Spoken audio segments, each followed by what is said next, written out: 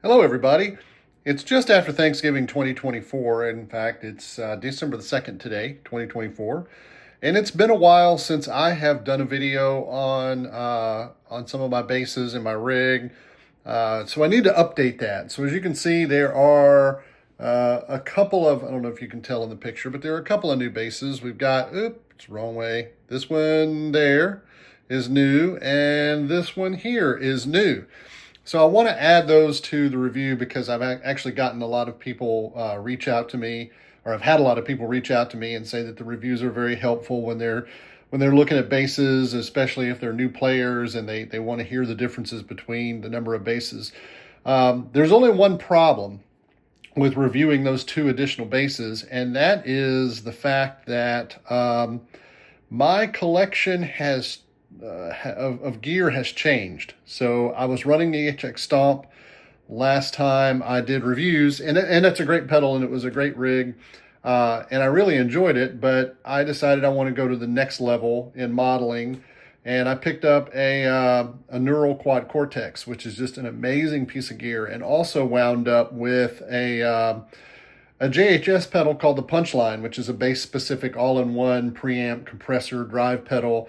And anything Josh does at JHS is always excellent. The quality of his stuff is second to none. So I actually picked one of those up, and it sounds great. It's kind of it's much more limited than the Quad Cortex, obviously, but it's still a great sounding pedal. So I wanted to demo that as well. So let's take a look at the current rig that I'm running. All right, folks, so here it is. This is my Quad Cortex rig. I've got an external compressor on it, which I'm actually going to be upgrading the compressor to an Origin Effects Cali 76, which is actually in the mail. I have a micro thumpinator on there as well. Both of those are in the effects loop, and I can move them around. And you see on this particular patch, I've got the micro thumpinator there, and I've got the compressor right there. And you can literally just drag and drop them anywhere in the chain that you want, which is why I put them in the effects loop. The Quad Cortex has a tuner on it, but I love the Peterson Strobo tuners.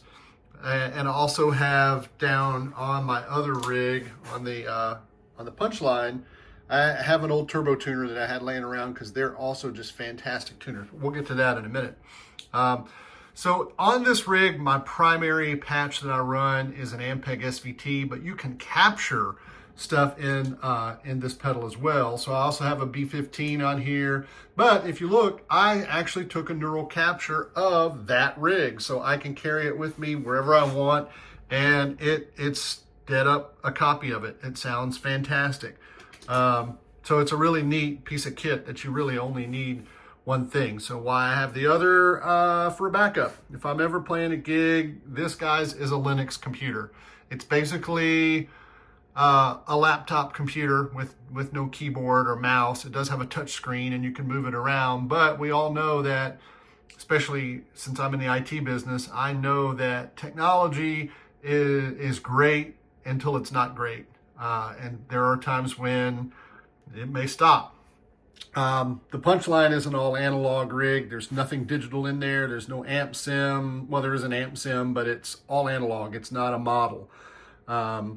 There is, nothing digital in that pedal. However, I do have this HX1 in front of it. And then this can cycle through the presets on the HX1 if I want any other crazy effects. Like right now, I've got a Noble DI, a tube DI running in front of it just to warm it up a little bit, and it makes a difference. Other things you see underneath this little table here, that is a splitter. So that's actually taking what's coming through the cable from the bass and splitting the signal off. One piece of it goes to the JDI, which we're going to talk about in a minute. The other goes up to this tuner here to feed this rig. Out of the JDIs through input into the tuner and then into that rig. So I have the ability, and we'll actually do this during the review, to come out of the JDI and just record the unaffected bass signal. That won't be going through either one of those rigs. So that's going to be the rig setup. Now I'm going to get on to reviewing a bass.